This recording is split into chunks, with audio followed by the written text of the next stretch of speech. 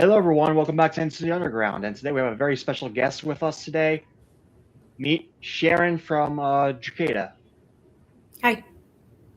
And so, uh, yeah, I've been listening to your band like since like late high school because that's when I got into like all the underground shit, like Deceased, Ex Mortis. This was like when I got really into Incantation and I guess a few other New York bands. Plenty of Pittsburgh bands as well. Nun Slaughter, Hideous Mangalis, all that kind of shit. Yeah. But First question we have today is, how and when did you first get into music? Any bands stick out to you in your head? Um, well, when I first got into music, it wasn't death metal. So do you mean like when I got into death metal music or just regular music? Just regular music. Um, I don't know. Like we just always had the radio on. I mean, trying to think like just when we would go on vacation and stuff, like like traveling, like my parents would have the radio station on, and like the song like "Cats in the Cradle" and and that 10 years after song, like I'd love to change the world, like those kind of songs, like just classic rock, but not like nothing real heavy. But that kind of stuff just kind of, I think, started capturing me in. Hmm. Yeah, I think I was similar, but my mom obviously comes from, I guess, a different generation. Uh, she was really into like pop and rap, so she would just have like music on in the car, like whenever. Hmm. And my siblings also liked music as well. They liked stuff that I still listen to, and they like some stuff that I don't listen to anymore.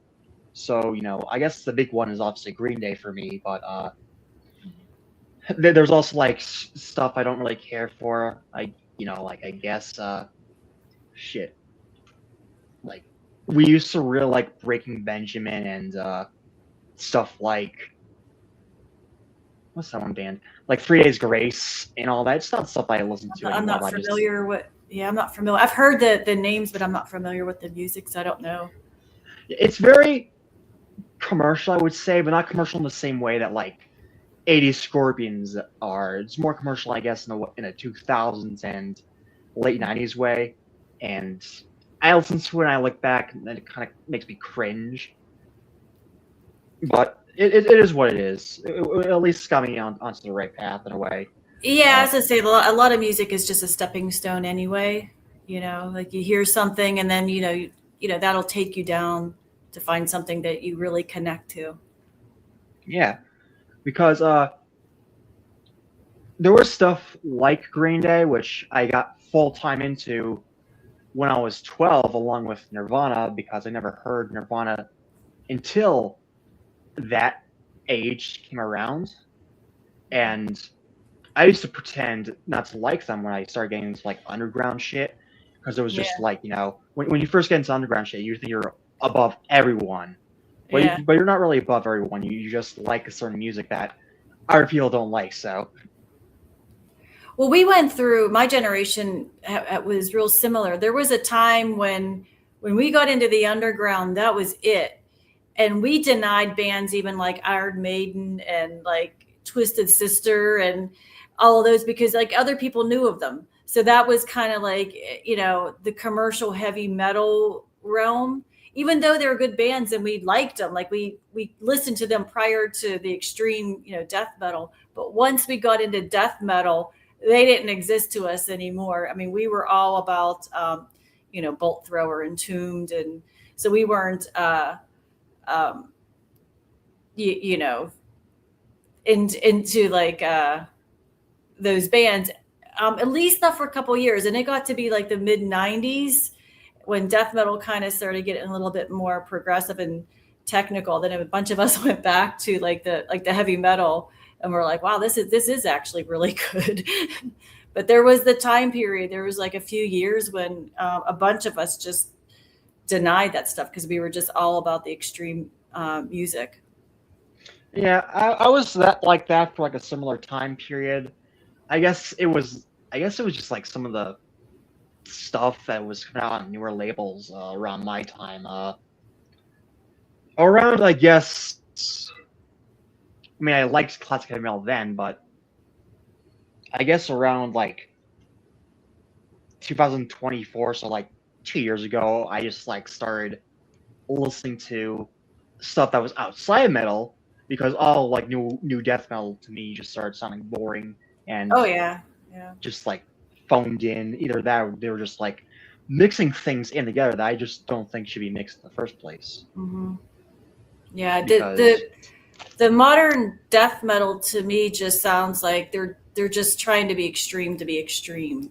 Like it's missing the element of what the when we were all getting into it for the first time, there was an element behind it, and I'm not detecting that element anymore. And I think it could be that a lot of these bands coming out, they have different influences, like more new metal and different things like that. So naturally, they're going to be a little bit, different than what we like the elements that we were like had like in our core when we were like doing it. But I noticed that with a lot of the newer bands, and it's they're not distinguishable. Like if you put a band on, it could be anybody. Like it's not like like an example is if you put Bolt Thrower in any album of Bolt Thrower, right away that's Bolt Thrower, and exactly, that's why we love Buck for. mm-hmm. And bands nowadays, it could be one of hundreds or thousands of any of them. They all like have like the same formula, the same I guess influence. I don't know. It's I don't have a connection to the modern a lot of it to a lot of the present day death metal. It's missing something that I connect to. So if I don't connect to something, then like if I'm not captured into something, then I'm not going to listen to it. I'll stick to like what I know is going to capture. Like I don't put on music just for the sake of having music on. Like I put something on because I really like it, and it has to give me some sort of I guess an escape or something. Like I want to forget about work. I want to forget about house chores and all of that. I want to put something on and just be, captured into what I'm listening to. And so if a band can do that for me, then that's who I'm going to listen to. And it doesn't have to be death metal. It could be like any genre, but the death metal, the current bands, they're not doing that for me, So, but they obviously, like a lot of people do like them. So it's like they're connecting to, a crowd. It's just not my thing. Yeah, and I like some of that modern death metal stuff. I guess some examples would be like Witch Vomit and who else? Blood Incantation, but also they're kind of like striving away from death metal as we are Blood speaking. Incantation is they capture me. Like and yeah, they're like the Pink Floyd of death metal. They're not like straight up death metal, and yeah. I wouldn't think that I would like something that was kind of that experimental, but when you see them live, like I'm just like time just like escapes me because I'm so captured in with them. Yeah, and I think they have the right spirit, but they also are just like like they're putting together other influences that wouldn't work, I say, like in the context of any other band, but because of how they do it, it's more or less works for them. Mm-hmm. And I guess another band that I really like is Boulder. Yeah, they're good. And I was actually planning to do hopefully an in-person interview with Aaron and Matt Harvey from Exhumed because they're actually playing in Brooklyn, so I'm hoping to go to that and have an in-person interview with them. But yeah, there's a lot of bands that I like listen to now that I'm just like, am I going to remember this in like forget like about a week or like about a month, even a year or so. Like, am I gonna remember this? Mm-hmm. Yeah. I mean, that's like the bands that were coming out like in the late 80s, early 90s, those releases Mm. still to this day, like I'm just as excited as I was back then. Like I would have thought like, oh, in 30 or so years, I would have like worn down on me. And it's not like when I put on like say Morbid Angels, Altars of Madness, it's the same like jolt, you know what I mean? Like it's Yeah, just so good. And that is unbelievable that they were able to write something. I mean, because if you think about it, like everyone was still like relatively young, you know, exactly. and like writing something that was just so, I mean, it's like monumental. I mean, it really is amazing. I mean, just like with Entombed's Left Hand Path, it's like, there's just so many bands that had like, album releases, and they still stand the test of time. Yeah, our Morbid Angel Altars of Madness is probably my favorite death metal release, if I'm being honest. Either that Mm-hmm. or Abominations, because they're both Mm-hmm. tied for me. They're both equally great, but for different reasons. Yeah. Yeah. Altars of Madness. I remember when I first heard it being so jealous that they, because the way it starts off with the backwards riffs, Yeah. and being so jealous that they did it, because it was like, oh my God, that is brilliant. Like, why didn't anybody think of that, to start it off backwards and then just boom, there it is. And to me, that is like the most like brilliant, uh, like start of an album. And I just remember it just like being so like, whoa. And it's just so simple. It's not like, but the way they did it, it was just like all of us were just like going nuts over it. Yeah, and reasonably so. I mean, I've heard newer bands that don't even like capture that, and Mm-hmm. you almost like hear about them like they're going to be the greatest thing ever, but then you listen to it and you're just like, this is either boring or some of it's even terrible, in my opinion. Yeah. Yeah. The one thing that I think is strange is how death metal now has like all these subgenres, and Yeah. they don't make sense to me. Like when I hear about that's when I start being like, what are these kids up to these days? And I start like feeling my age, because it's like, just like the like I found out like brutal death metal is now a genre, like a subgenre. And we used to just say like brutal death, like everybody was brutal death metal. Like that was just like a saying Uh, that we did. You know what I mean? Like it wasn't, like even there's old Derkéta flyers that like we have like brutal death metal written on, because everyone used to say brutal. That was like our like our word, like like, oh, did you hear this? Oh yeah, it's brutal, and that was just a common thing that we said. And so like when I started hearing people saying brutal death metal, I'm thinking back in the terms of how we used, like the context of it, and then it's like, wait, what is this?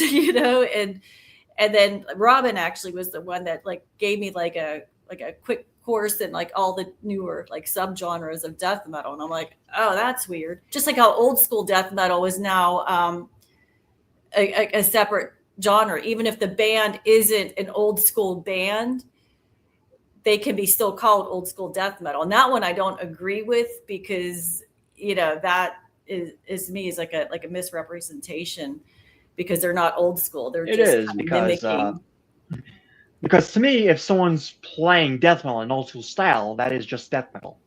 Yeah, exactly. That's exactly what it was. And we started, the whole old school came into play. That was about mid 90s. And the first time I heard it was from Don Kratzley from Nunslaughter, because there was like a time, oh, like, I don't know if it was like maybe like around 92, 93, when a lot of bands started getting more technical with the death metal. Like, like Death did that. And, Yeah. like just, they just started getting, just more progressive. And so death metal started changing. And I was not into the technical thing. It was almost like, I don't know what was going on, but to me it just lost something that I really really loved from like the original form of it that we were all doing, and so I didn't feel a connection to the scene then. I remember I kind of backed out because I'm like, I don't want to play that kind of death metal. Like that's not, but everybody seemed to be gravitating towards that. So Dawn had called me up. I want to say this was like 96 or 97 and asked me to reform Derkéta. And I was like, no, like, I don't think it's going to, people are going to want to be hearing it with it, hearing like what everybody else is doing. And he's like, oh, no, it's cool now. Cause if there was like a time period when all of us like simple bands were like, and, pushed to the side. And he was like, no, that there, people are wanting to hear the original, death metal. They're calling it old school.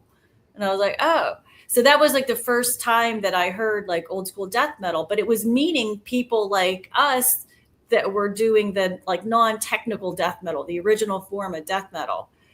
And then to me, that's what it means. And now it means just that style of death metal for like anybody could be that. And so it's there, it's not, even if it's not an old school band, so that's kind of like, to me, the old school means like the people that were doing it at that time period. So like the newer bands, I think they should just be called death metal. You know what I mean? Yeah, very much so. Yeah, and there's just so many different. Well, black metal even kind of, has a lot of subgenres too. And black metal used to more or less be bands with satanic lyrics. Because there was like white metal.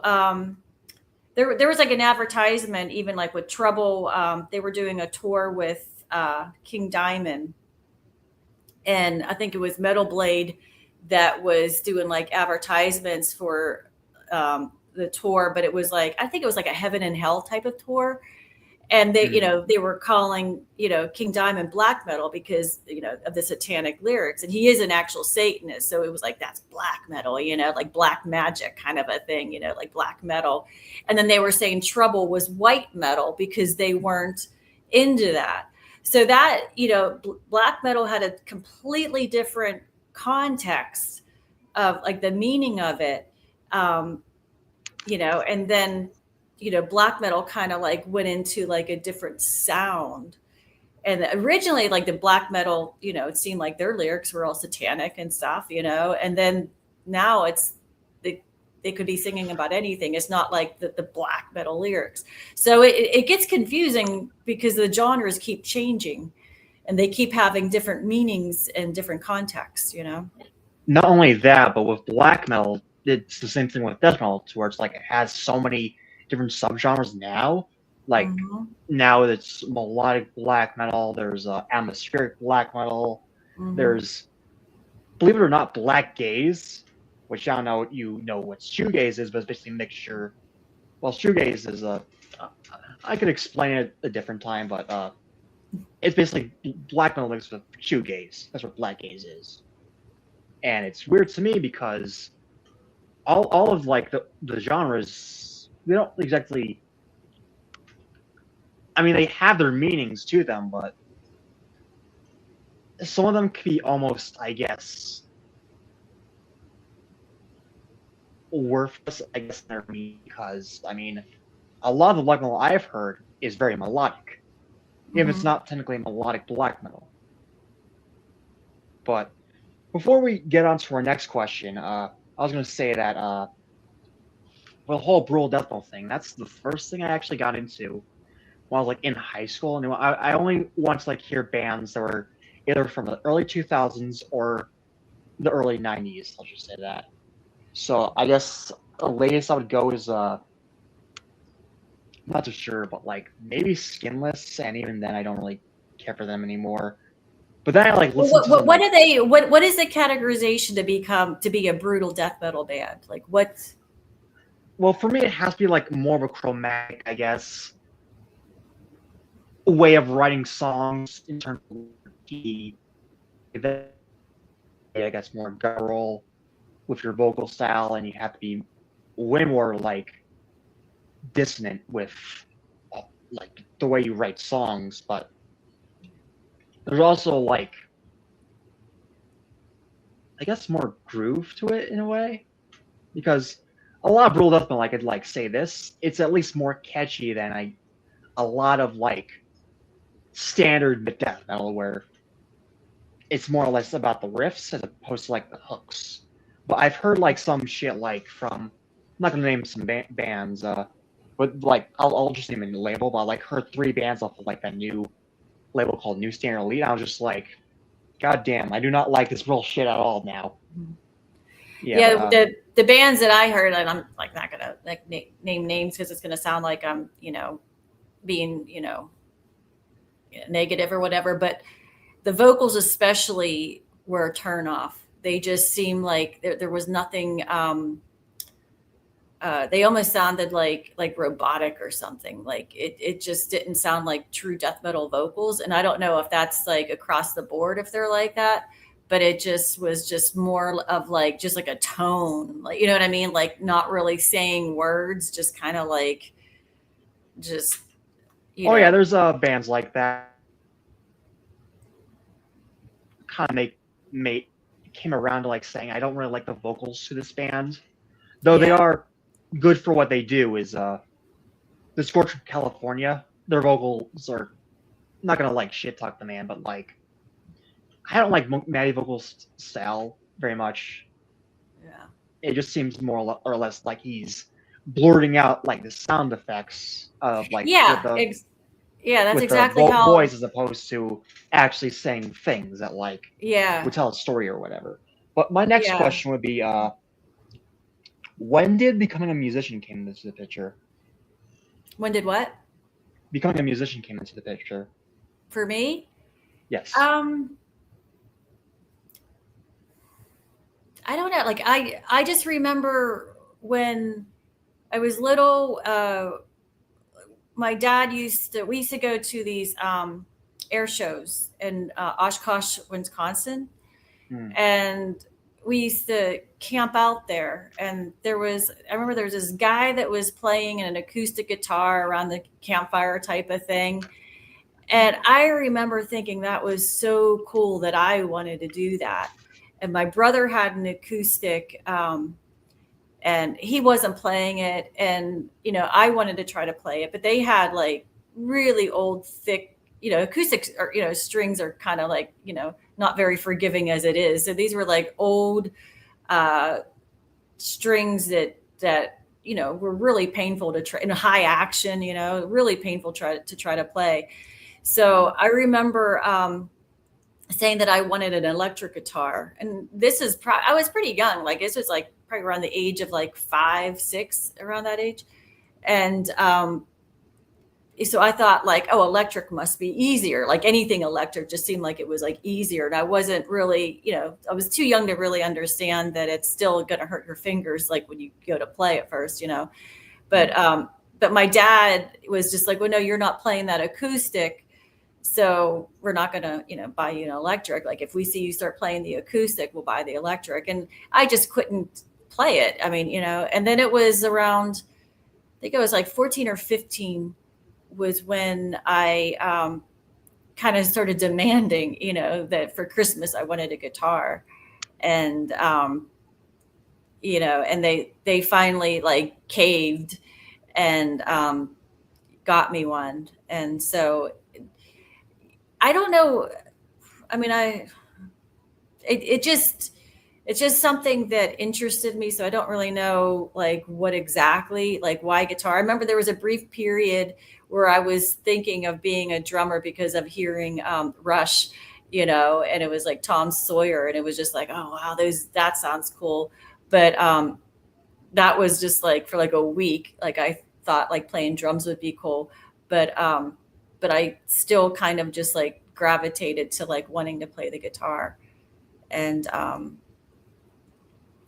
so I mean, I don't really know why, but it just became just something. I guess when you're listening to the songs that you like, you just kind of want to like maybe play them too. Like I don't know, like I never really thought like why I wanted to play, but I just remember I wanted to. Yeah, I thought about playing drums after I got into guitar, but I guess I tried playing twice or thrice even, and I just kind of sucked at it. Yeah, I don't But think I would have been really good. I remember I got like some paper plates and and attached them with a pencil like for symbols, and I had them like sitting on my floor, and I was like trying to hit them to songs and stuff, and it was just it just seemed so complicated to me, that I was just like, oh, I think guitar is going to be easier. I don't know. yeah, I actually remember that there was this video on YouTube. I don't think I tried finding it one time again, but I couldn't. I failed at finding it again. But there was this one guy who like used a notebook and some other computer desk tools to play drums to a Dark Funeral song, which I Oh thought was wow, amazing. But yeah, that's and I thought, clever. oh, hey, I could do that. But once I got like Yeah. a drum like pad or whatever, I was just like, this is too much time. And it almost like seems like it would take more patience to do so, as opposed to learning guitar. Because and even then, even if I tried now, I think it would be pretty bad for me because there's it's not to get into like too personal of details, but there was an injury I had to where it was like very severe to where they had to remove muscle from my leg, and Oh so no. that kind of it's almost fixed in place. I don't know what the term is for it, but I can't exactly do the blast beats or anything. So Right, I guess I yeah. have to. I guess maybe if I like took some sort of rehab, I could build up the strength to sort of do the bass pedal somewhat. But I don't think I Yeah. could do that. But Yeah, again, I don't think I would have that coordination. I remember one time I tried to play drums, and I was hitting myself with a stick when I was like trying to move around. I mean, I wasn't like seriously trying to play drums. I was just like trying it. mm, And I was just like, God, like I could, you know, this is back when Terry was in the band, and it's like, how do you do that? Like it just, I just can't do it. It's like that coordination is just something that's lacking with me. yeah, and I did try playing drums once. The most cool thing I was able to do with drums was this, and there's like a recording of it, I believe, on my Instagram. I was able to play the opening drum fill from Abominations by Morbid Angel, Oh, nice. but that's That's as far as impressive. I got with drums. Other Yeah. than that, I kind of just stick with the guitar. Our next question, however, will be how did Derkéta come to be, and did certain members from the beginning become friends? Yeah. I just, when I started playing guitar, and this was pre YouTube, so it's different. Back then, we had just the albums or cassettes. So if we were trying to like play something or play along with something, it was a lot of like going back and forth on the album, like to start it over again. And I had a tab Mm, book that I was trying to play along with it, and it got like I didn't take proper lessons back then. I started to, but the teacher hit on me, and it made me like real uncomfortable. Like he was a lot older than me, and oh, so that kind of I mean, it wasn't anything full on. He just asked me out, kind of thing, and I was like, oh, I got kind of creeped out because I was like yeah, yeah. teen. It's still kind of fucked up if you think about it. Yeah, like it just, yeah. And so I didn't want to go back because I just felt weird about it. And so then I was like, just, I don't know, thought I just figure it out on my own. So I was just got some tab books, and I was trying to figure things out. And again, like playing along with either my cassette or album. Um, and it was just, you know, a lot of back and forth but anyway, like, well, in that process, I just kind of stumbled on playing something that I'm like, oh, that's kind of sounds neat. And then I started writing my own stuff. It was like purely by accident when I first started doing it. So then I started, when I first got the guitar, I wasn't even thinking about being in a band. I just wanted to play, and so then when I started like stumbling on writing some songs, I was like, oh, this sounds kind of neat or whatever. I wonder like what it would sound like with drums and everything else. And I started just getting song ideas. So I kind of Mind like if I interrupt you for one abandoned. moment and ask you a question? Yeah. The question is because the guitar strings for you were so hard to play in the beginning, is that why Derkéta tuned down so much? No. Um, what Because I fear happened that was like with detuned guitars that you could actually play the strings easier. it does, that does help. But back then, I didn't have a guitar tuner. And Mm. yeah, I just thought that I could change my strings one day, like I was trying to teach myself how to do different things. Mm. And when I changed the strings, I didn't have a guitar tuner. And I knew how to tune from string to string, like 5/5, Mm. when you go down like that. And I thought I was at E, but I wasn't. I was actually lower. In fact, when we first started out, I was at C. And and then like once we got together or whatever with other people, they're like, oh, you're not, tuned right.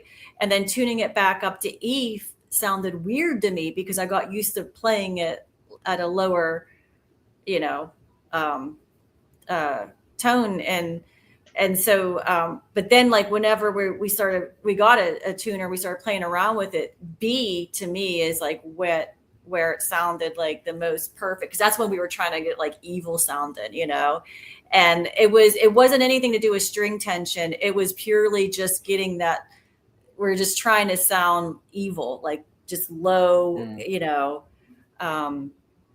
But yeah, I don't remember like what gauge strings I had back then, because I did have to, with anybody, you have to break them in. Like you have to go through the pains of the blisters and, you know, wait till the calluses form, and, which, they eventually did. And, but yeah, that wasn't why we tuned down. I think with a lot of people, it was probably wasn't intentional. Mm. Some bands were, like I know Carcass was one that was tuning down then, but I think they intentionally were doing it. And Yeah, I was going to mention that Carcass with them. Your first rehearsal came out in 1988, and that was right when Reconstruction came out. mm-hmm, So yeah, it must have been massive for people like hear stuff like that, like when that was just coming out. yeah, like it was like even bands like Godflesh, that they had like that. It just sounded like a monster truck. You know what I mean? It just was so different than like hearing like Iron Maiden and, like all the other like standard heavy metal bands, that played in standard. And so then when you take that and then you hit a chord, on the, like say like low B, it just sounds monstrous. But Mm. Carcass, yeah, like they tuned down and plus had the distortion and everything. So it really just sounded wicked, in comparison to like other bands and that. But it wasn't. I don't think it was so much. I remember all of us, like Rod Trevor, even like we Mm. all were tuning down. Like that was almost like like the whole death metal thing. That was almost like the formula. Like if you had a death metal band, it's like, what are you tuning to? You know what I mean? Like it just. I mean, Obituary. I'm pretty sure they were standard, so it was not like standard couldn't work, or maybe they were D, but I'm thinking they were standard. Um, I think the first record is no. I think the first record's E standard, and the second record, Cause of Death, is B standard. okay. And it still sounds heavy, so it's not like death metal can't sound heavy on standard, but it's just at that time, I mean, you gotta think we were teenagers and we were just trying to be like as rotten sounding as possible. Mm. And for me, B was the perfect tuning. But like I said, it was an accident of uh, just not having a tuner and thinking I was tuned correctly. So when I first started playing guitar, I actually remember that I couldn't tune at all, and I was like, just playing around. And one day I made a riff, and I was like, oh my god, look, mom, I almost sound like Sonic Youth because you know how Sonic Youth kind of like has these weird tunings towards like I'm not unconventional, familiar not with them. Yeah. yeah, but basically they're another band I grew up listening to, and a lot of their songs, if not all of their songs, even when they became more accessible and less like noisy, they were all tunes in a very unconventional, almost unstructured way. So instead of like it being an E standard or E flat, like one string would be tuned to F sharp, another string would be tuned like B flat, and then Okay. another string would be tuned to like a different tuning and all that. So it was very unconventional for them. But then Incantation was the first band that made me want to take you know being a musician seriously. Yeah, I think they're B, right? They're C standard, Oh, C. Okay. and so that's kind of what made me want to go and play death metal. Yeah. Yeah. To me, that just has like, I mean, just like it, like the tones of say of a band like Sabbath, like and you take Sabbath and you take it down to like B tuning. You know what I mean? To me, that's like the perfect sound. Like that, just like I don't know, does it for me. So Yeah, and I just that's think it was just something that everybody was doing because we were just trying to be as like evil sounding as possible. And the lower it went, the just like with the low vocals, it was all about hmm. that low um, tones. Yeah, because I couldn't like growl at first, but I actually learned angry sight almost like take that to like the extreme of it, like to the absolute like lowest form you could actually make a voice sound. You could do a Hmm. death growl as opposed to you know, and then you get into like the whole I guess thing of like how can I do my growls without making my voice seem like it's being strained on. And I guess I learned this through personal experience, but it has worked in similar ways for other people. But usually, to help with my growls or whatever, I would like drink something like soda or Sprite specifically. Hmm. And so I actually learned this recently, but with Steel from Impetigo, the way that he would help his voice sound that disgusting and just that visceral, he would actually drink chocolate milk before recording.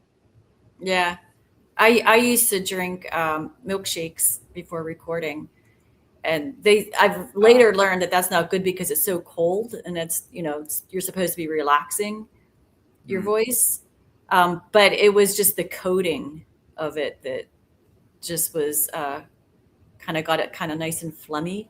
That kind of helps with all that. But I don't do that anymore. Yeah, and that's kind of what happened with me when I just started, you know, doing vocals because I just started drinking Sprite because of the coding and all that. But Mhm. our next question would be this. I think you mentioned a little bit of this earlier, but were you or any other member intimidated by a scene prominently dominated by men at the time? Yeah, I mean the scene was, but it wasn't like we didn't have any issues. At Hmm. least not with the underground bands that weren't like I don't know, they were um, So there weren't any problems with like sexism or anything like that. no, no. If anything, if I had to say anything on those lines, it was probably they probably wouldn't have taken us seriously, but they it wasn't anything like as far as like like I don't know, like not like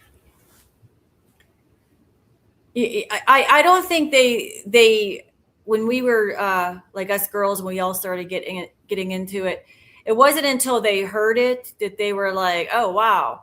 But when I remember when I first was like, if I'd meet someone and I'd say, oh, I got a death metal band, it was just like, okay, you know what I mean? Like they weren't expecting, I don't know, maybe they thought it would be like a girl version of death metal, you know what I mean? Like a variation of it. Like they didn't understand that like it's, you know, similar to what they're doing kind of thing. And then once they would hear it, then they were like, oh wow. And then they just kind of like accepted you in. But you have to remember, like we were all teenagers back then. Most of the guys were so awkward. Like, you know, they, you know, the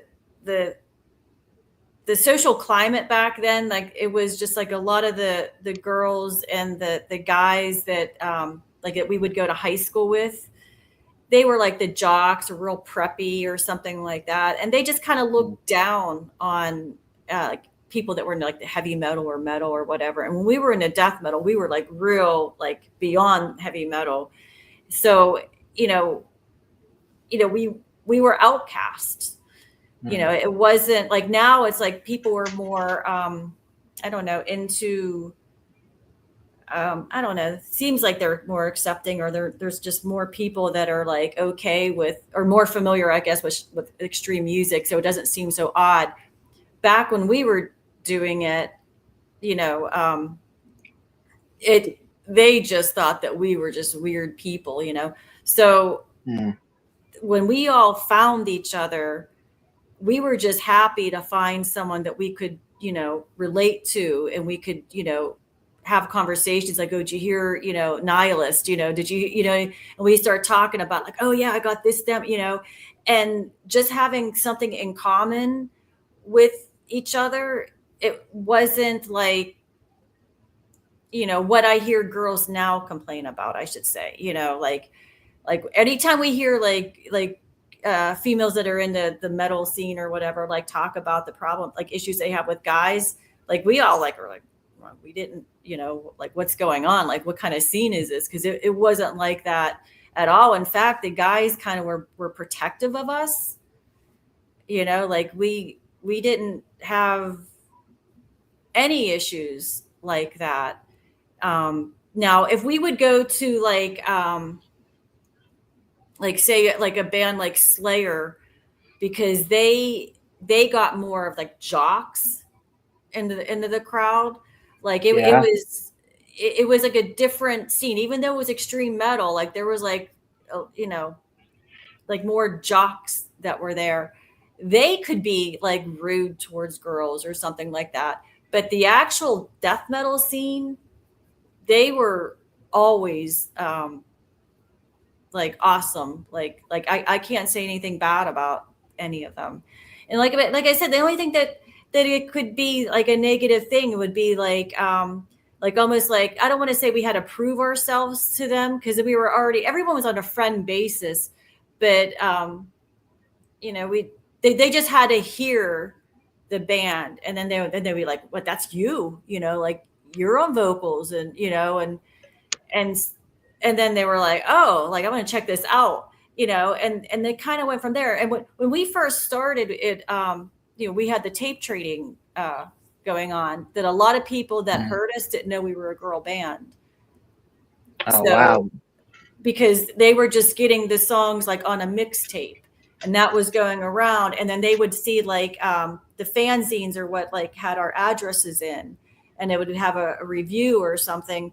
But if someone saw like, you know, like our mailing address, and they heard it through tape trading, they would write us wanting to buy an original, you know, like, hey, I'd like to order the demo. And you know, there were sometimes like letters, like people would think that we were guys, like they would start writing as if like they were talking to a guy, like, hey, like, what are the chicks like where you live? And you know what I mean? And it's like, they're not realizing, you know, that we're, because they didn't know our names. They just knew like the band name and address.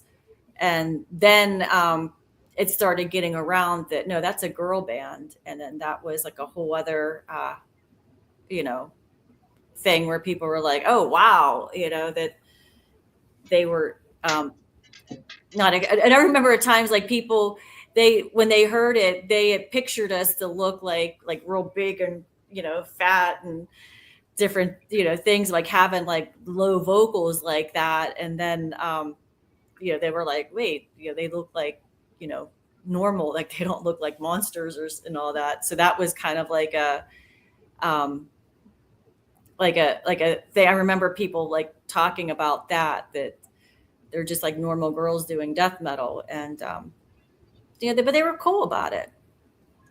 Yeah, and again, there's gonna be jocks in every scene, like with the thing you mentioned with the jocks at the Slayer show. Yeah, like they're. I mean, not all of them were bad, but like I said, they would start drinking, and they would just like kind of like have assumptions that if a girl's there, like she'd be a groupie or something, and they would just be just, But it wasn't ever anything that.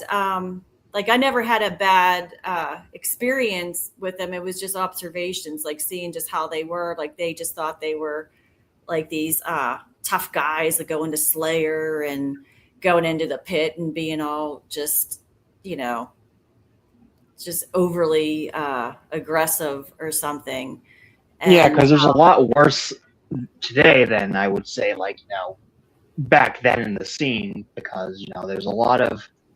I actually remember this came out recently, but I'm not too sure if you're familiar with the band Skeletal Remains, but apparently their frontman, they actually news got out about him like getting drunk and like groping women at a show when he was like in the crowd and all that. And I couldn't imagine, like,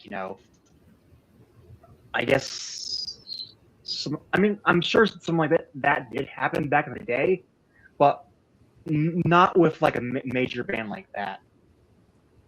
And that's I don't. I'm sure that stuff went on, but it just didn't. People never really gave us, But then again, like, and I know this is something that when I say this, it gets kind of twisted and people get up in arms about it. But the way you dress also will kind of, determine how your night's going to end up, And we were always jeans and t-shirts. It's not like we were dressing in a way where guys were just, like sexualizing over us, because we just were dressed like them.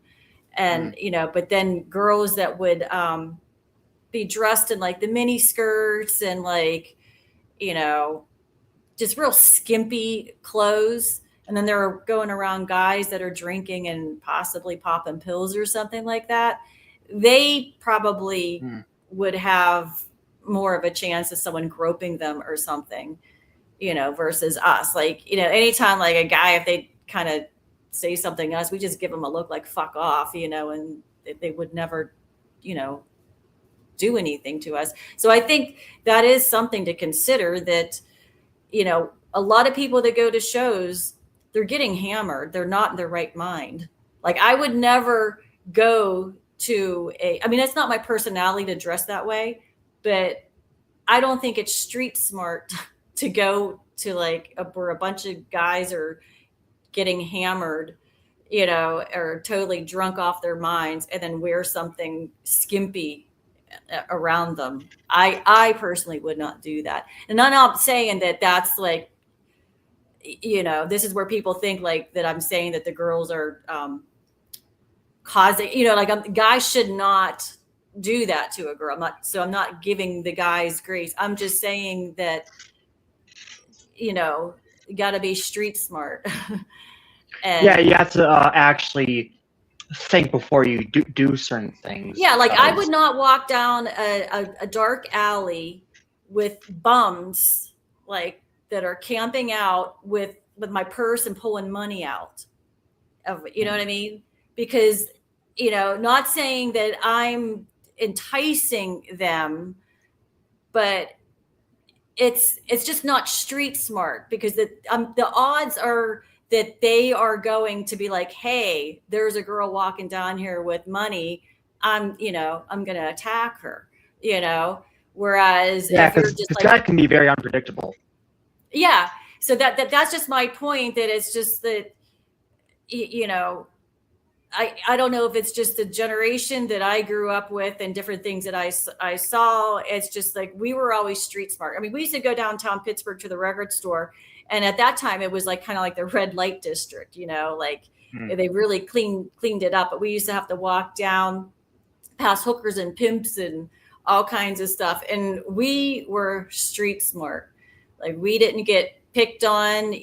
We we're dressed in a way that didn't draw attention to ourselves. Maybe that's what I'm trying to Mm. say is like, you don't want to draw attention to yourself if you're going to be somewhere where it's going to be unpredictable, you know. But I know that Yeah. gets twisted because they say like, if a girl dresses a certain way, they're asking for it. Like I am not saying that. I'm just saying that be street smart because where you're going, it's a lot of people, they're just mentally ill for one, and then you give them some booze. It's better to be on the safe side. You're going to a concert for the music, and I not think to what you're be. trying to say is that women should protect themselves as well. Mm-hmm. And I agree with that 100%. But Yeah, I mean, and guys, I don't know what to say about them because it's like a lot of them think that's normal, like so. yeah, that's fucked up. But Yeah, I'm gonna skip like 2 questions because you answered 2 of them already as we were talking. But what was the beef with Sharon of Derkéta Records? Was it true that someone went to the owner's house to beat them up for pressing bootlegs? yeah, yeah. That was Kyle from, or not Kyle, John from Incantation is who Oh, showed up. What happened was it was Steve O'Bannon, or was it O'Bannon or Bannon? I think it was O'Bannon. Someone found out that he was pressing more than what he told the bands, which is very common, by the way. That's why I have an issue with labels, like especially the underground ones, because they can mm, get away with a lot. But they'll give a band a deal, and it sounds great, and then they just keep repressing and repressing, and and then the bands don't get their cut of it. And yeah, so there's like no oversight, and these are all small time bands, so there's not like you can get a lawyer and go after people, you know what I mean? It's just the money's not there for that, so people know it turns into like a scam.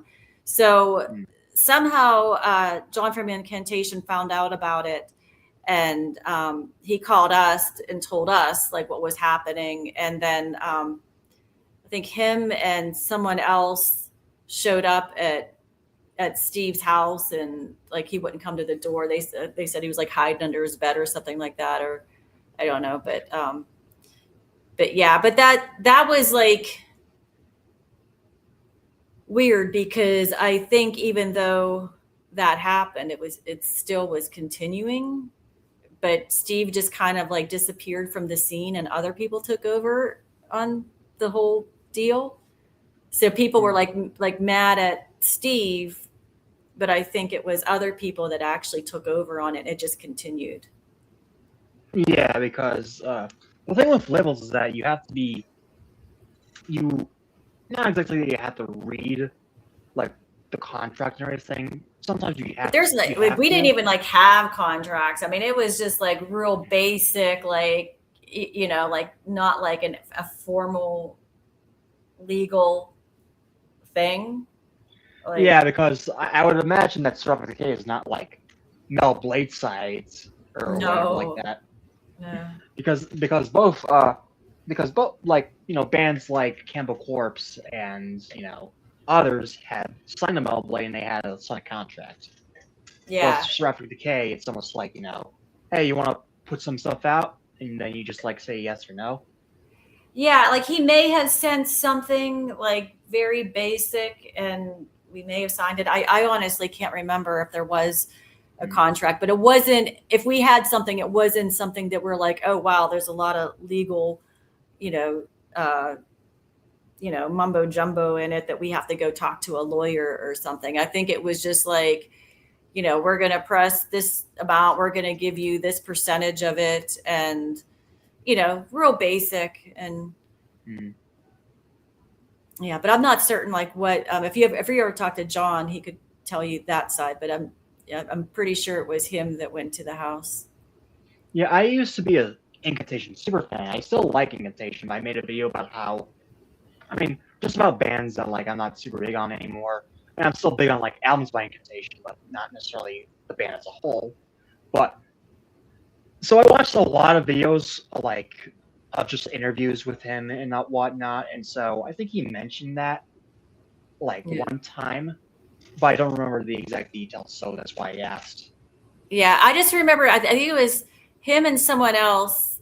And I remember that Steve wouldn't come to the door.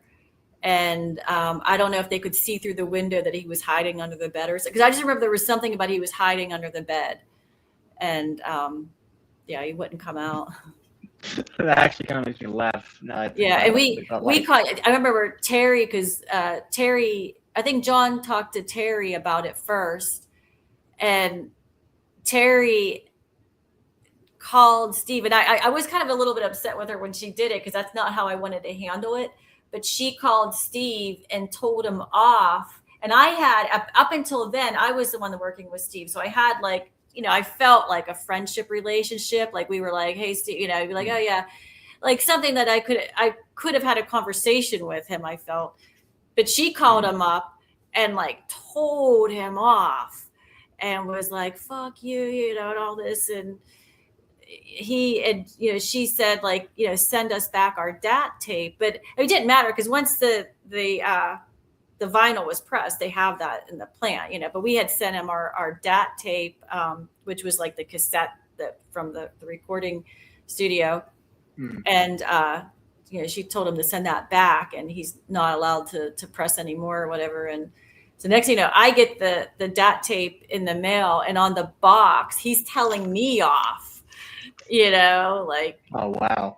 yeah. And I was just like, oh Terry, why did you, like I could have talked to. And because I remember he was getting t-shirts made up, so we didn't get our t-shirt. Like there's a Seraphic Decay t-shirt that had all the band logos on the back, and that was something that I wanted, but because she did that, then he was like, we didn't get anything more from it. Yeah, But the thing with that Seraphic Decay release, that's probably my favorite release by the Derkéta.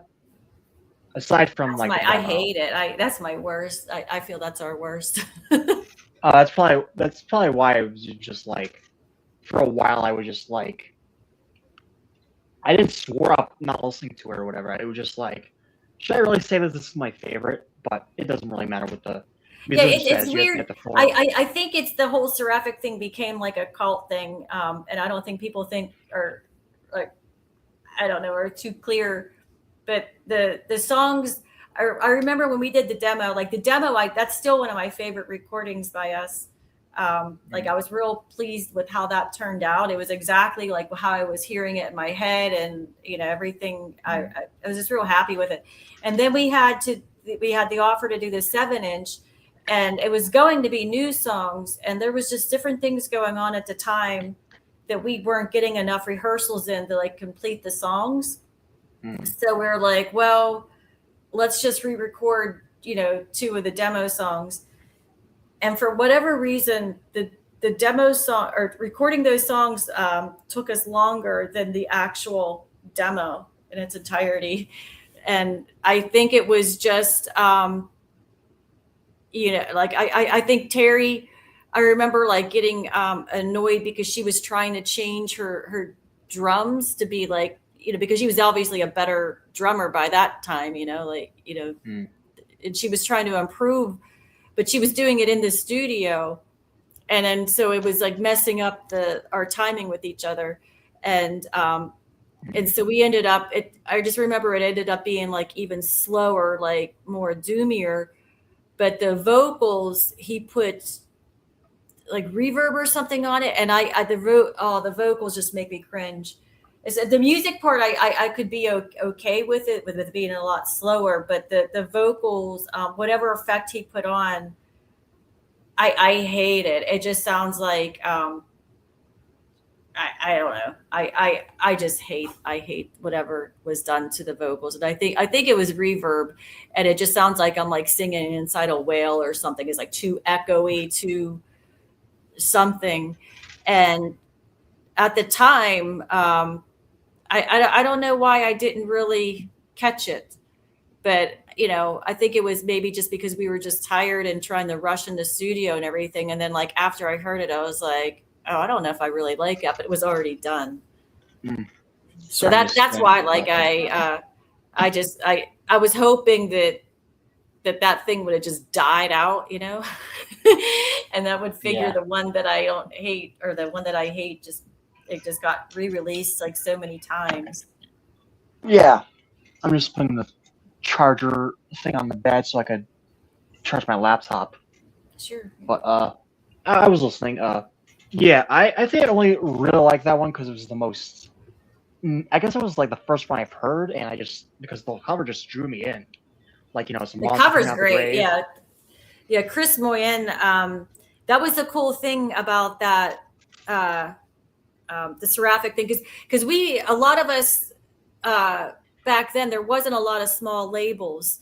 So there was bands like, say, Obituary, Morbid Angel. They were getting signed to like the big labels, and so there's a bunch of us little bands around that, we weren't getting those kind of offers. But then here comes Seraphic Decay, and it's like, oh, we can get. And that was like the big thing back then. Like nowadays, everyone is like able to do a recording and get it on vinyl. Whereas back then, it was a big deal to get something on vinyl. And all of my recordings aren't on any physical format. No. No. Well, back then, just for like a band to have like a recording on vinyl, it was like a big deal, And then it was like, here's like this small label that was offering like us small bands that opportunity, and then in addition to that, he had. Chris Moyen, like doing the artwork for it. And, he sent us, all of us got sent like the different covers that Chris had drawn up. And I remember we actually wanted the one that Incantation took with the two nuns, because we were thinking like with the female thing that, that would be, appropriate for us. But then whenever we picked it, Steve was like, oh no, Incantation already selected that one. I was like, oh. And then we were looking at the one that we picked, and we're like, well, this one actually makes sense because it like is like the context of the song, Premature Burial. And so we were, it kind of worked out, for us all. But I love the cover. Like I love like the t-shirt design, like keeping that going. And I just hate the vocals on the recording. Yeah. Premature Burial is the best Derkéta song. Not only that, but it's the best Lovely Creation song, or at least off that record. Oh, what was that? I said the best Derkéta song is Premature Burial, and the best song of the Ten Commandments by Malevolent Creation is Premature Burial as well. Oh, thank you. We usually open with that one because that we have the intro, and that gives me. I get a lot of stage anxiety, and so that gives me, that song's like a good one to kind of, it's slow enough and where I can get a grip. Yeah, but our next question is, there was a split with Nunslaughter once you quote unquote came back. That's why I wrote down. But how did that came into fold, and explain the Behold the Legions of Hell split as well? Well, there was actually the first time we were going to do a split with Nunslaughter. Are you talking about the recording that went bad? I don't know that one actually. Oh, okay. Because when going back when Dawn had talked us into reforming, and I called Terry up, and we were practicing, and whenever we were working on the song that was supposed to come out like back when we broke up, but so we broke up from like 90. It was like 92 to 97. So there was 5 years is when we were broken up, and we went to a studio, which was Terry's, a friend of Terry's, like a home studio. but at that time was when death metal was like considered like not cool anymore to certain circles, you know, and he didn't like what we were playing. Like he wanted to make it more goth. At that time, goth was coming into play, and so I can't imagine a goth Derkéta. no, it was awful. Like after I left the studio, they took my vocals off, and then Terry sang, and it was like it wasn't Derkéta, and so that was like the first attempt of the reform, and then you know, like, but that whole thing got scrapped, you know, and then whenever we did the Begotten Son 7-inch with Nunslaughter, Jim Kanya had offered to, we couldn't, we had to bail on that recording, and it was actually, I think it was Matt Harvey's one band. I'm drawing a blank on the name, but they Decapitator? Yes, Decapitator. They took our place on that. That was supposed to be the release with us on the Glow in the Dark vinyl. But after that happened, and then Terry and I were just like not musically on the same path at all anymore. Jim Kanya said that, you know, I'll play drums for you. And that's when we did that, the split 7-inch, the Begotten Son 7-inch, and Jim played drums on it. And then the other one, the Legion. Okay. Because I actually heard that Jim Sadis was a big Derkéta fan. Yeah, he. I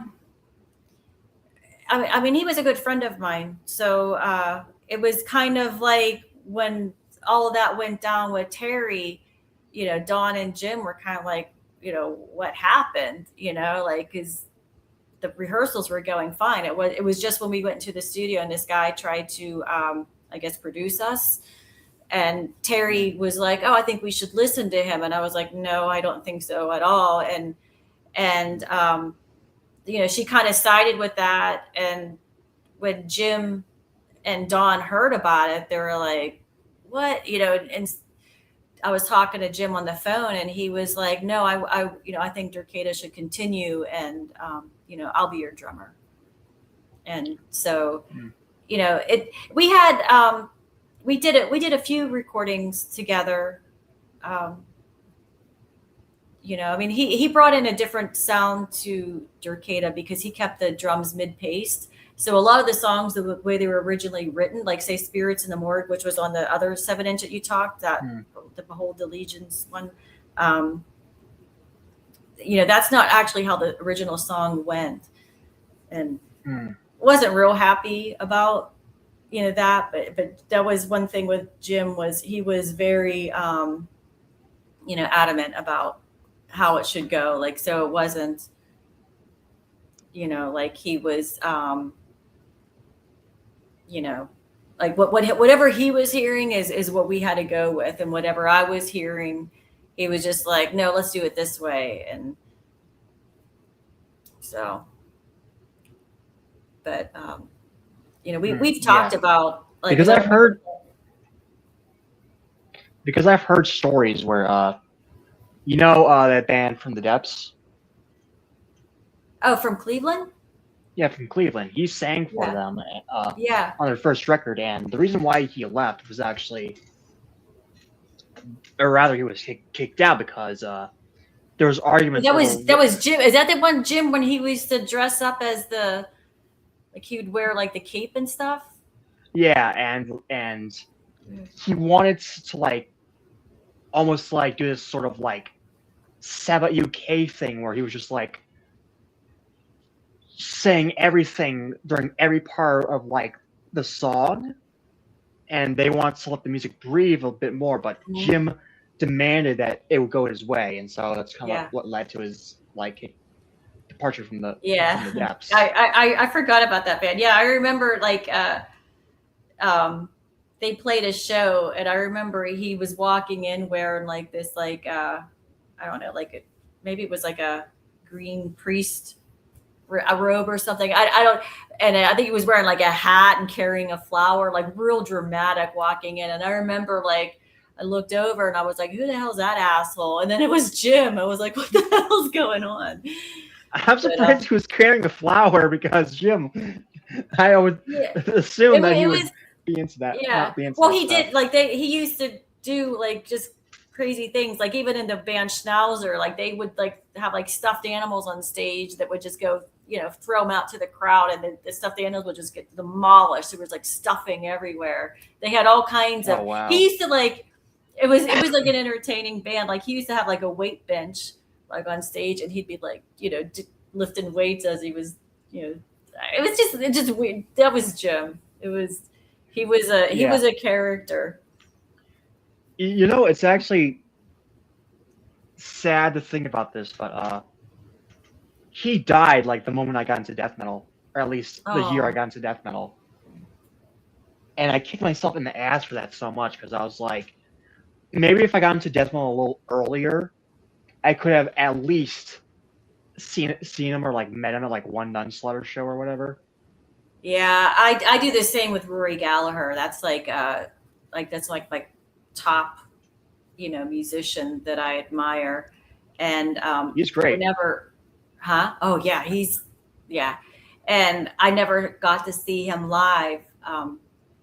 And I keep, I do the same thing. Like when I look like at his tour schedule, like, back when he was like touring the United States, I was either too young to go, Mm. or it was in my death metal era where I wasn't, paying attention to anybody other than the underground death metal scene. And but Yeah, because I in feel my back then, I knew of metal songs and metal artists, but I didn't get into them for whatever reason because I was under the assumption that metal was all streaming shit, and so I didn't get into like stuff that I've heard in like video games or even on the radio.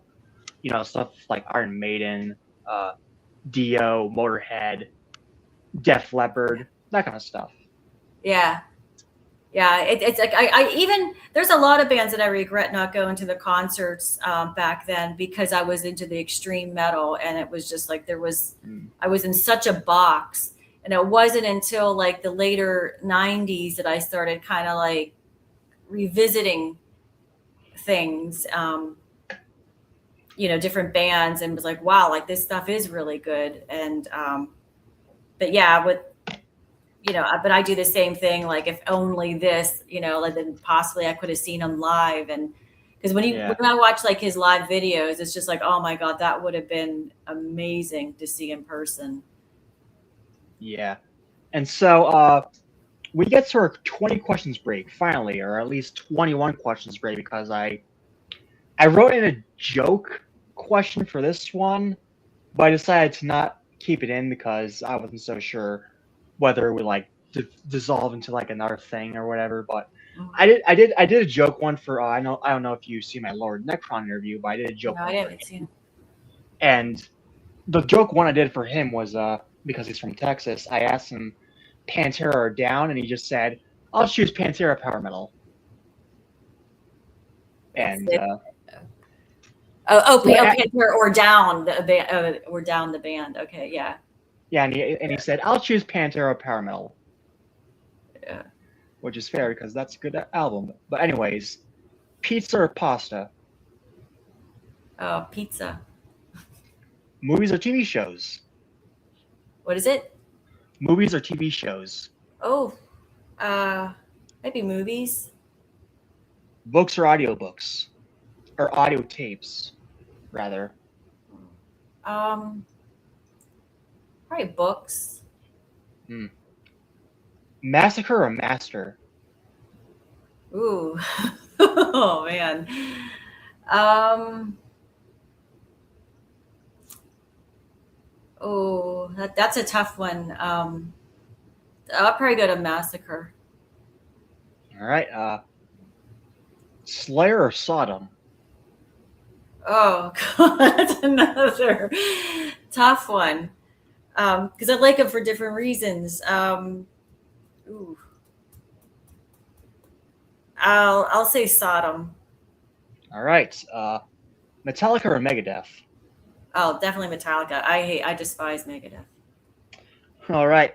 I mean, I like the first two albums, but I'm kind of on the same boat a bit. All right. Cannibal Corpse or Broken Hope? Oh, uh, I would say it's another toughie. I'd probably say Cannibal Corpse. Yeah, me too. Just creator or destruction. Oh man, you're killing me. Um,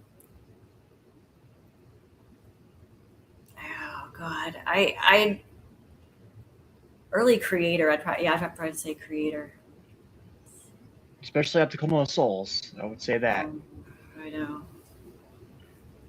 Video games or board games? Oh, board games. Cats or dogs? Dogs. Terminator or Robocop?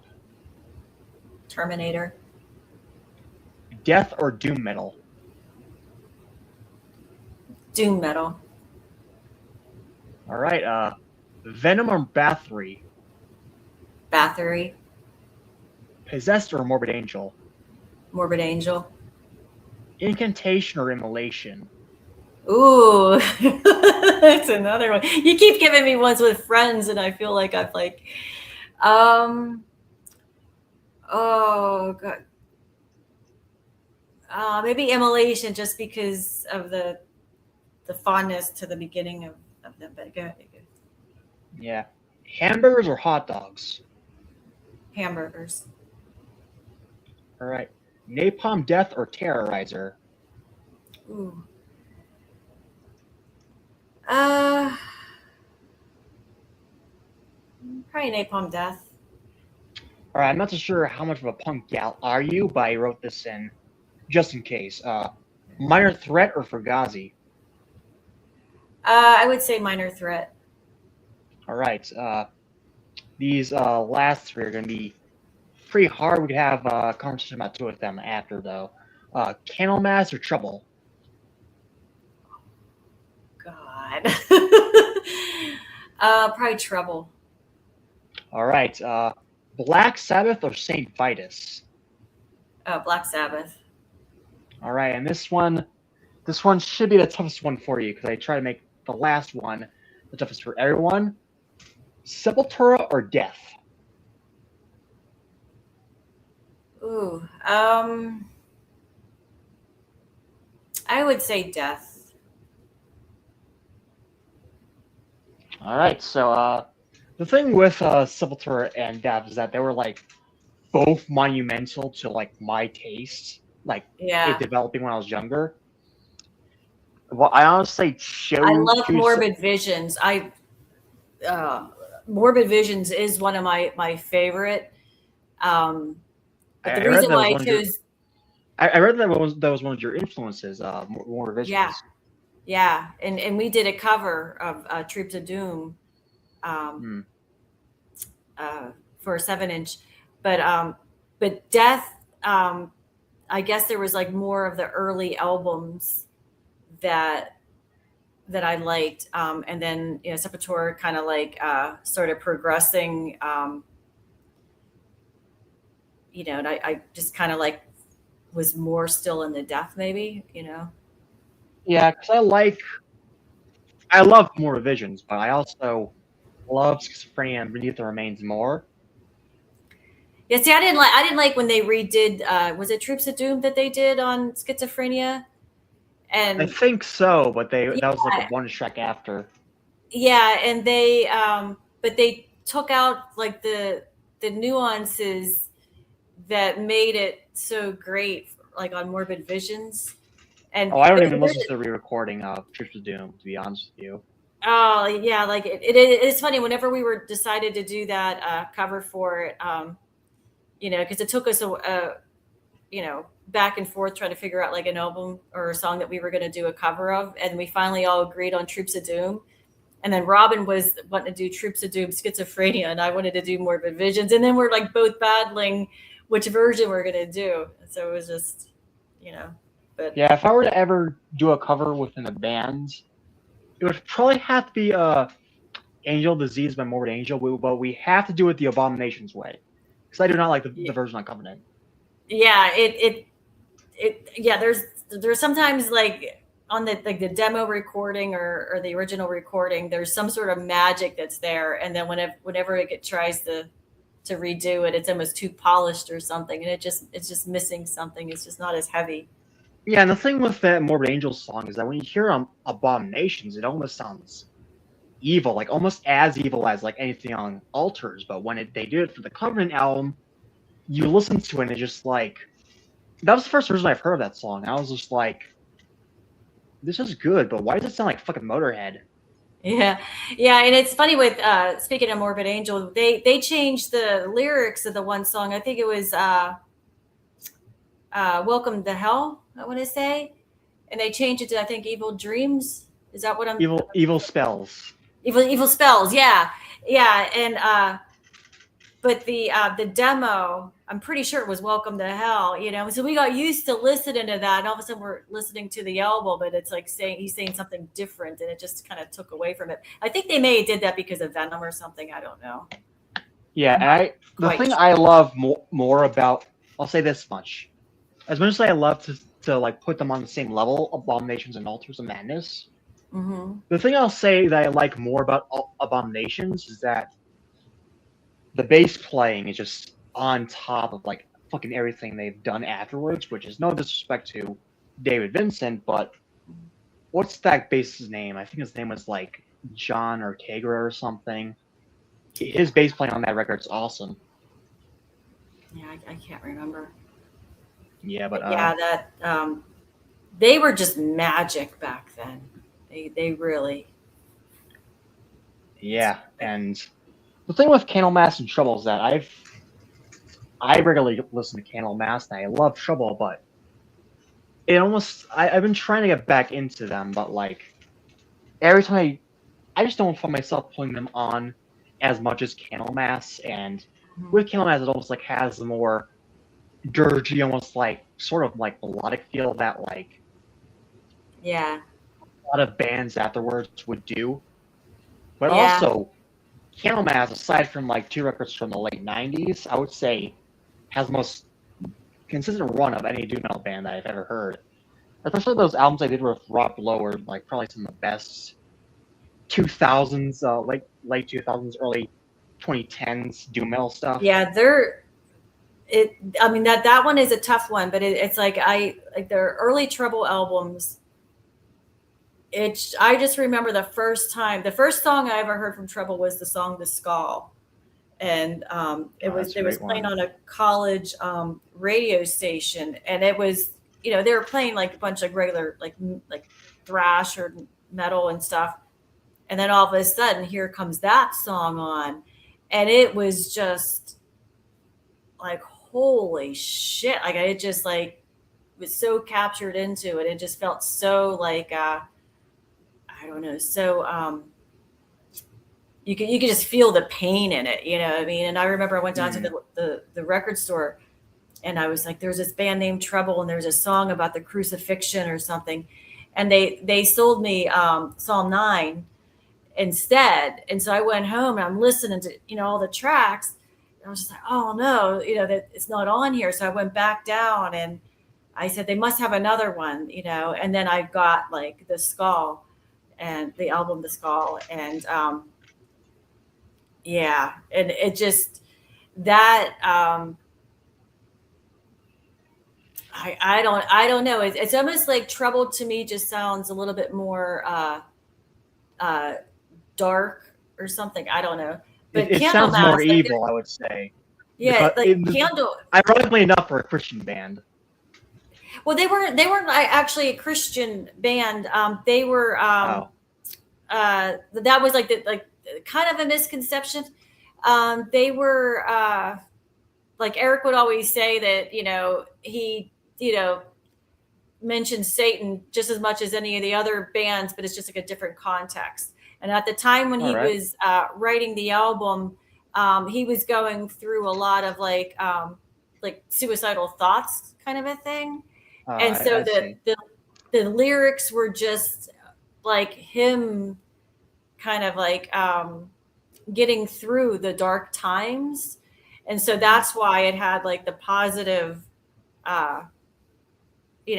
like religious sounding spin, but he actually would. I remember him telling me that they were really upset whenever Metal Blade started advertising them as like white metal, which kind of like lumped them in with like bands like Striper and that, and so they lost a Oh, lot of their fan base because like people didn't weren't into that kind of a thing. Like I remember like specifically like talking to Vincent Crowley and he loved Trouble. And then it got out that they were a Christian band and he was like, oh no.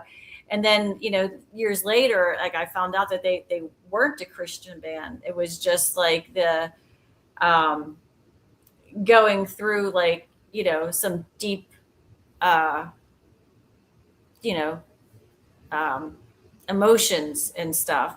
And in fact, whenever, Eric later, when he was, fronting the band The Skull, which they would play like the older Trouble songs, they mhm. did a re-recording of the song The Skull. And I remember like I actually got upset with him about it because he changed a lot of that because, like at the one, at the end, whenever when he's saying like, Christ have mercy, he didn't want to say that on the recording because of it sounding like too religious. And I think he changed it to, love and mercy mirror. So I don't know, but he changed the lyrics to it, to try to get away Mm. from it. I was like, no, you got to keep it original, but he didn't. Um, but then Yeah, I actually didn't know that about. Candlemass. I didn't know that about Oh, Trouble, to be honest with you, that they yeah, weren't yeah, like Christian. yeah. I mean, they Eric would just say he was spiritual, Mm. like he was real, you know, um, I don't know, I guess more like universe spiritual kind of a thing. And it was just, the lyrics came across like they were like a Christian band, but he always said that they weren't. It's just that, you know, it's just, Mm. it was just him getting out of a really dark time. Um, and that's Yeah, just how because the songs came. yeah, and with all of that, I would ask you another question before we move on to our next actual question. So with all the things you've said about Trouble and all the things you knew about Trouble, would you say, or did you knew the guys from Incubus, Louisiana? Would you say that they were Christian? I didn't know them, so Yeah, because that's a pretty. I mean, that they're well known in the underground, but like Incubus, Louisiana, yeah, a lot of people consider them like Christian thrash band, death thrash, I would say. yeah. Yeah, But I can't comment on them because I mean I remember Incubus because I remember there was that Incubus and then there was like there were like a popular band being played on MTV called oh Incubus. god, I thought you were gonna mention the one with Mike Browning, rest in peace. That's actually who I thought. Yeah, like that's actually the band I thought you were talking about. No, there's a Incubus from Louisiana, and Okay. they have the album Super Temptation. So I'm not familiar with them at all. Yeah, I know the Mike Browning Incubus, but yeah, then there was the MTV Incubus, and I remember it's the same like with Slaughter. There was like a band like a thrash band called Slaughter, and then like MTV had like a hair metal band called Slaughter, and so there was like Did some you? bands like we would have to like when we're talking about like not that Slaughter, like and there it was like that with Incubus because there was I can't remember like the MTV Incubus. I think they were like you know They're I very don't alternative rocky, yeah oh, almost in yeah a that's way. what they were. They were alternative kind of yeah. Yeah. Did you actually know that there was a thrash band from Minneapolis called Disturbed? Way No. before that one got popular. I think they were on one of the first Milwaukee Metal Fest. In fact, Yeah. that's how I found out about them, and then that was like after I heard that god awfulness from the popular Disturbed, I should say. But Yeah. uh, our next question is, or my next question rather, is this. explain if there is a beef, the one with Mythic, who seemed to be a rival band. Yeah, the Mythic thing. What's rough is I'm friends with Terry and Mary, and it's like a weird topic for us to discuss because we're all friends now. But at the time, Derkéta was going, and we were trying to find members so we can play live. And originally, we were supposed to play the Day of Death Fest that was happening up in Buffalo, New York, with like Immolation and Autopsy and all of them. And we got asked to play it. So we were trying to find members because we were the two-piece for the longest time. And Vincent Crowley introduced us to a girl named Heidi that said she played guitar. And then for a bass player, originally Don Crotsley from Nunslaughter was just going to fill in and play bass for us. So he was like technically like our first bassist, but not a member. But he was involved. Oh, I didn't know that. And yeah, but I was over at Don's house, and he was like learning the songs. And he's not a bass player, but at that time, none of us were knew how to play anything. But he had said that he had just met this girl, Mary, and she was going to Pitt College for music, and she played bass, and she was into like bands like Metallica and stuff like that. Like she wasn't into death metal, but he was like, I think she would be better suited. And he was actually Don was the one that kind of presented us like I think you should keep it an all female band. Like he's like, that's kind of cool because it's like a gimmick, but not a gimmick because you all are like into it. And so he talked to Mary and kind of talked her into like, playing with us or whatever. And so during that time, we were trying to get Heidi and Mary up the speed to learn the song so we could play this fest. But at things got weird. I remember like we went to, Heidi couldn't really play guitar, even though she said she would play guitar. And she kind of like rubbed us the wrong way when we went to a show, just the way she was talking to people. So we're like, oh, I don't know if we want to be in a band with her. After all. And then it was just me, Terry and Mary. And Mary was so just busy with other things. Like she wasn't, really taking too much of an interest learning the songs. And, but at that time, Terry and I just started getting on each other's nerves. Terry, I remember her kind of demanding that I get the new songs written that she wanted a recording because she was going to Florida to visit Robin. And Robin, that's the other thing. Robin, after we got rid of Heidi, Robin was interested in being the guitarist. And so she flew up and met all of us. But at that time, like, Terry and I were just getting on each other's nerves. And I was trying to tell her that, we can't work on the new material until they know the old material, like, because she's not, used to us yet. So I wanted to develop chemistry with Mary and get her, start getting some rehearsals to learn like the demo songs. And then we can start, working on the new material. And, Terry just wasn't understanding where I was coming from with it. And we just started fighting. And I remember I mentioned to Mary that, I can't work with Terry, like I can't, because she was being real, just, lack of a better word, she was just real bitchy with me and just real rude and stuff.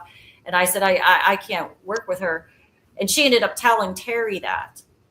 So, I had asked Mary to, because I'm like, look, you got to learn these songs. And I was house sitting somewhere. And I asked her to come over to that house and just sit down and I'll teach her all the songs that she needs to learn. And next thing you know, Terry shows up at the door And we got into it, and so I said, the whole big fuck you fight, like, you're out of the band. And Mary said that she didn't want to be in a band, but it turned out that they were Terry was feeling like I was holding them back from playing live shows or whatever, or that I didn't want to play live, and that wasn't the case. It was the fact that we weren't ready to play live, and so it was a bit of a misunderstanding, but it was like a lot of anger going on. So they ended up. Dana had wrote Terry wanting to audition to be the next, Derkéta guitarist, because we were looking for another guitarist. And Terry told her, like, no, write some songs. We're going to start our own band. And the problem that I have with that all, still to this day, is back then they had said, they were telling people that Mythic was Derkéta, and that they kicked me out, and but I owned the name Derkéta, so they had to get another name. So they basically, Terry had all of our contacts or whatever, so she ended up contacting everybody saying that Derkéta's done, it's now Mythic. And they just stepped in to where everything that I had worked on. And then I started getting hate mail from people because she was bad mouthing me and to people and stuff. And so people started writing me hate mail, and I didn't even know that they had this band going, because like there was no internet back then, So I was working with another drummer, Scott Phillips, who was drummer of this band, local band called Death Mess. So I was hoping to get Derkéta going still, and then but then anyway, I started getting all this like hate mail, like saying like Derkéta sucks, Mythic rules. And I'm like, who the hell is Mythic? And people were like writing me saying that,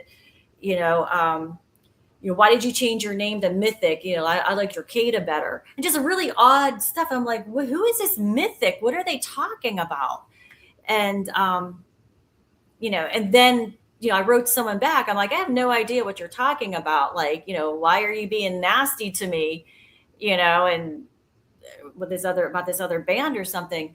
And then he sent me a copy of an interview or something. And I was like, and some of the there's an interview that's actually in the, what was it? The Swedish, Metallions Slayer magazine. He has a book, and you can see like one of the interviews that she did back then, like, just saying that I just wanted to get married and have kids, and like, like I was a poser. So that's what people were like writing to me, that I was like a fraud or something. And, so that kind of did me in, that I was like, fuck everybody. Like, and Mythic only lasted like about a year, like so Dana came in, and they, she wrote some songs or whatever, and they did the recordings, but they broke up before the recordings, the Relapse album came out. But that was the other thing, is John from Incantation was telling me that Relapse was interested in Derkéta, you know what I mean? And you got to write some more songs or whatever. And somehow I got intercepted, and it became Mythic. And I'm like, so it was kind of like a whole like usurp kind of a deal. And I was livid, and it took me years to talk to them again. Like to them, it was just like another band, but and them, if they just did a band, but it was all the stuff that was said about me and Derkéta, that is what I got the issue with. And so anytime when people like, a lot of people think that I was in Mythic and stuff, and it's like, it just brings back so many bad memories. And but yeah, at that time, people were like, writing me this hate mail and stuff, and I just had to walk away from it. And I was just like, I'm done. Like, fuck everybody, I'm done. And then Mythic broke up, and I remember Mary had contacted me asking if I wanted to get to Bandit, but I had so much like hatred for like being betrayed the way I was that I was like, absolutely not.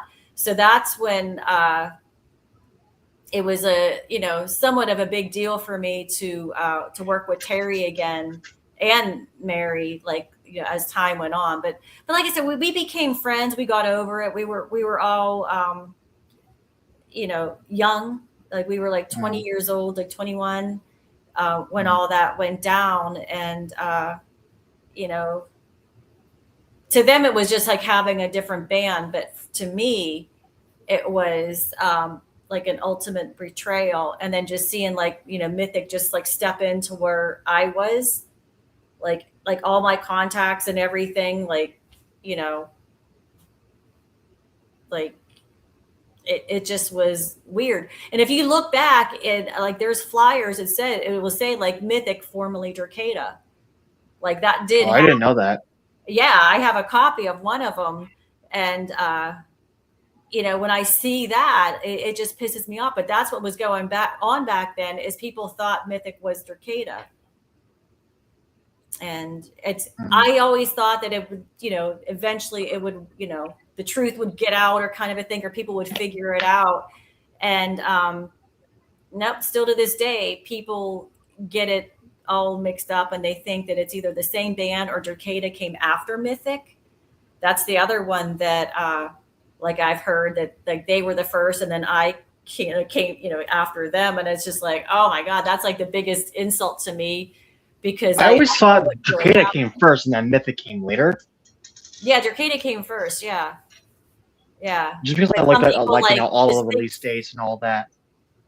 Yeah, just everything just got all twisted. But it was all because Terry and I were just fighting with each other, and it had to do with the new songs being on hold while I was trying to get Mary familiar with the band, because at that time she wasn't into death metal at all. And I remember I think she only learned like maybe one song at practice, and it just if we wanted to play live, like she needed to learn like the 4 demo songs, and then we were going to have like one new song. And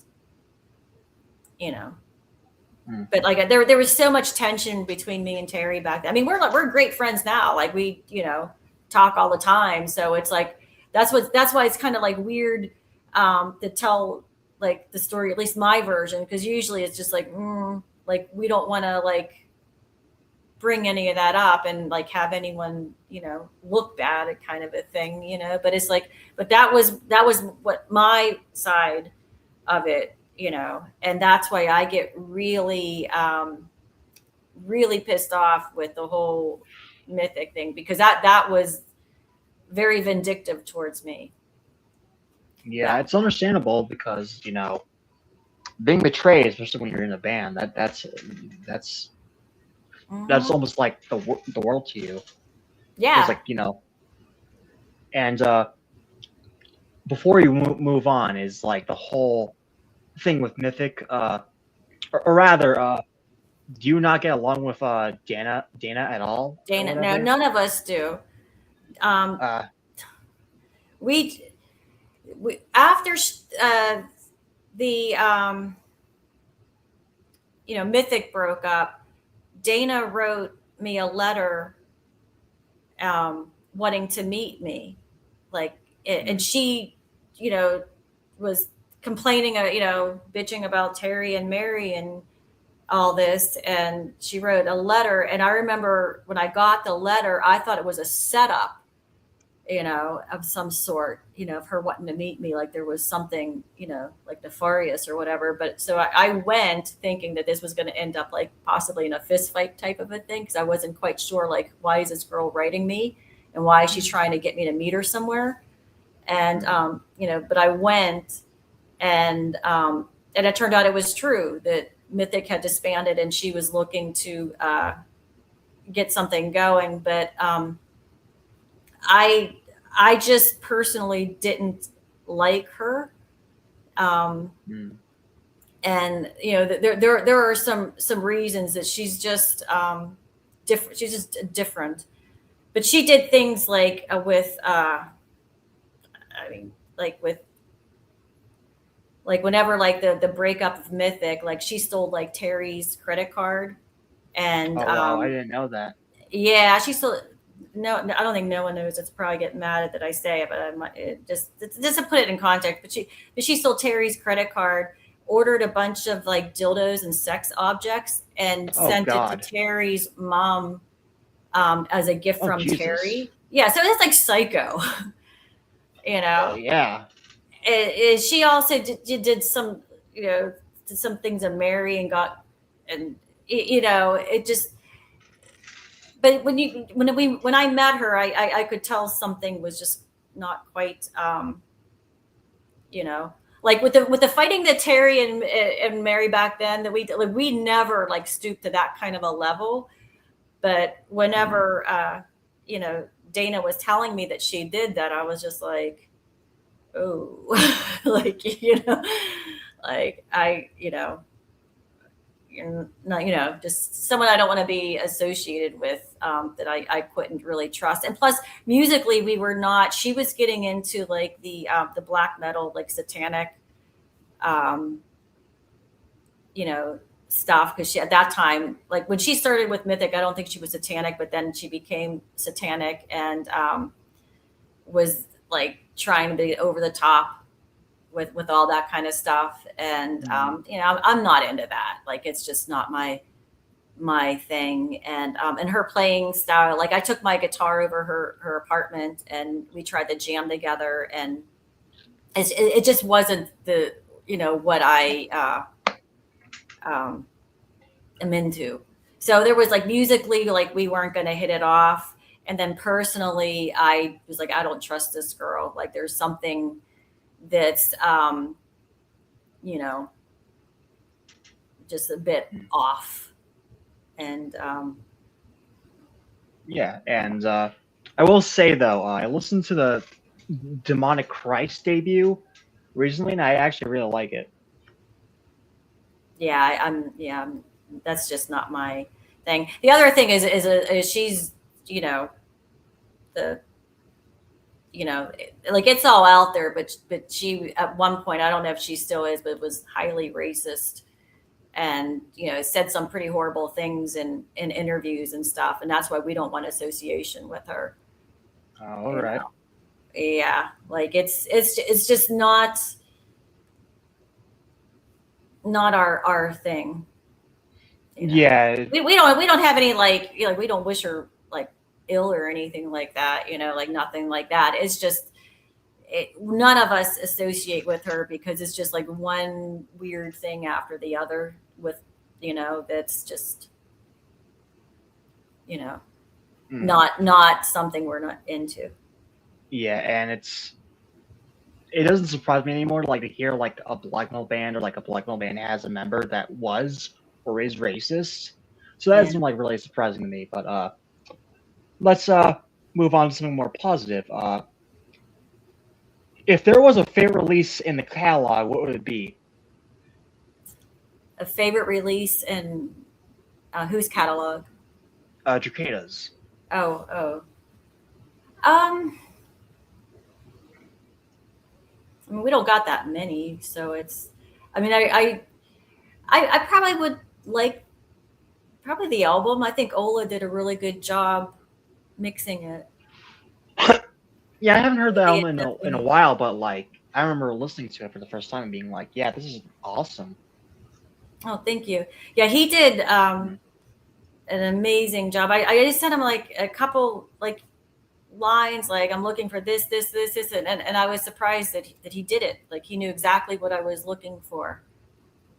Because Mhm. we actually the album though, because we released it, and the mix was done with my friend here, which I mean it was still a good mix. Like he gets upset when I think he gets upset when I comment, but I just didn't think it was heavy enough. And then Ola remixed it, so that's what I'm referring to, the Mhm. remix. Oh, I haven't heard the So, remix. I don't think I have, at least. oh, I can hook you up with that. I can send you a download link for it. Awesome. And I guess the next question I was going to go to was, or I'll tie these in together because they're basically kind of the same question, or similar at least. Aside from metal, are there any other types of music you listen to? And aside from music, what are your other hobbies? Yeah, I like classic rock. I like all that, but I'm really into getting into the like blues and blues rock for the past few years. So I really like Rory, but like Lightning Hopkins Oh, and I haven't been familiar with blues in like a while. Or actually, I haven't really dug into the blues that much, like at all. So maybe you could like tell me some stuff, like, or rather yeah, like write this stuff after and like type it to me in like Messenger or whatever. yeah. It to me, Lightning. I mean, it's he's very raw, but there's like a darkness to it that I really like, and I think like that's like with blues. That's like the backbone of like rock and metal and doom metal. Like all of that is all goes back to the blues. So then it's kind of like I started like just kind of like going back to see what influenced all the guys that I like all the artists, and kind of got captured into the blues. So That's great to hear. so I listened to like Muddy Waters, like Oh, he's great. and Howlin' Wolf and Leadbelly, like all of that. Um, because of Rory, and now those were his influences, and then you kind of just kind of go from there and go work backwards in a sense. But That's why I always listen to older metal bands whenever I'm just like, I want to understand what these people are like liked when they were like creating this stuff, and that's why. That's exactly the key to it. That's exactly like if you're writing death metal, my opinion, you shouldn't be listening to death metal. Like listen to like what everybody was listening to when we first started creating it. Yeah, and obviously, not every influence like that was influenced by an art you like. You have to listen to, because one of my favorite bands are the Misfits, and Glenn Danzig is one of my favorite vocalists, and he really likes Elvis Presley, but I don't really listen to Elvis Presley. I just kind of like have no interest in his music. Yeah. I like Elvis. I can appreciate Elvis, and like some of the songs are obviously to me better than others. But yeah, I can appreciate those older bands, like that kind of started the whole rock and roll thing. And it's like I when I listen to them now, I listen to it differently than just like hearing like the song that they're playing. Like I'm like listening to like what everybody's doing, and that's what's kind of intriguing me. Yeah, that's why you used to do as well, but I listen to what everyone's doing, like whenever I listen to music as well, like whatever the bass is doing, whatever the guitars are doing. That's why I like. That's why I like shit like, even like older heavy metal, like even like the more obscure stuff, like I would say Slaughter Extroius or even like Hellstar. Like there's a lot of interesting stuff going on there, but there's also even the more simple bands, like there has something special to them. Like, Metallica's not exactly the most technical, but there's a lot to like the earlier stuff to where it's great. Yeah, I mean, I used to really love the Everly Brothers when I was growing up. I think I've heard of them. Yeah, and if you listen, like their big song was like, what was it? All I have to do is dream or something. But I remember I loved that song as a kid, and when I go back and listen to that now, and I listen to the guitars and how it's I could appreciate it like at a different level. So. And I actually remember that. I remember the thing that got me into other stuff besides metal was one of my teachers in middle high school, he noticed that I was really into like at that time new metal because I was young and that kind of appeals to younger kids, and he noticed I really like this one band, this awful band that I don't know why I listened to them in the first place, but and they have the stupidest name as well. Do you know the band Saliva? No. Yeah, it's probably best you don't because goddamn, they're awful. But he noticed I really like them. They sung that one song, "Click Click Boom." God awful. But he was like, hey, I understand you really like this kind of stuff, but I want you to check out Waiting Room by Fugazi. And I checked it out when I got home, and that kind of like led me down like a whole pipeline of like punk rock and all that. Yeah. Yeah, we used to go to shows. We would see like both punk and death metal. So it was at that time it was um, like somewhat interchangeable. Like we liked both, but it was like someone like me, like I was just more drawn to like death metal and also doom metal versus all of the punk and hardcore. But Yeah, and with like punk and hardcore, there's a lot of starting points as well. I mean, my starting point was like Green Day, and then it like led to shit like No Effects, and then I got into like the older stuff like Bad Religion, Descendants, Mhm. Adolescence, DRI, all that kind of stuff. Yeah, And yeah. You had asked like what I do, like hobbies outside yes. of music. Um, I would just say gardening. I like to Oh, garden. really? Yeah. Yeah, I have a couple other hobbies. I like to draw, first of all, but also let me just make it's not on the screen, but let me just pan it over there. You see those right there?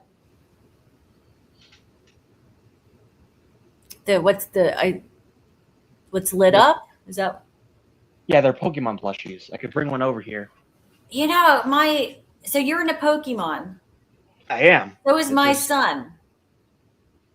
My what my was that? son my son is into Pokemon. I never understood, but um yeah, like the cards and stuff. Like I don't understand it, but I wasn't into the cards per se, but I was just really into the show.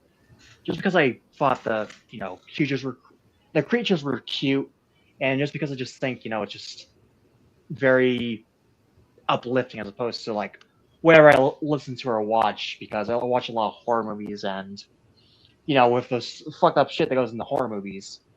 I mean, you just need a yeah. brain like refresher from that kind of Yeah. shit. Yeah. But our next question is anything new we can expect from Derkéta? Yeah, we're working on the new album. It's we have a little bit of a delay because of Trisha's health right now, and Oh, she has um, uh, breast cancer, but it's oh, spread, and I hope she gets better.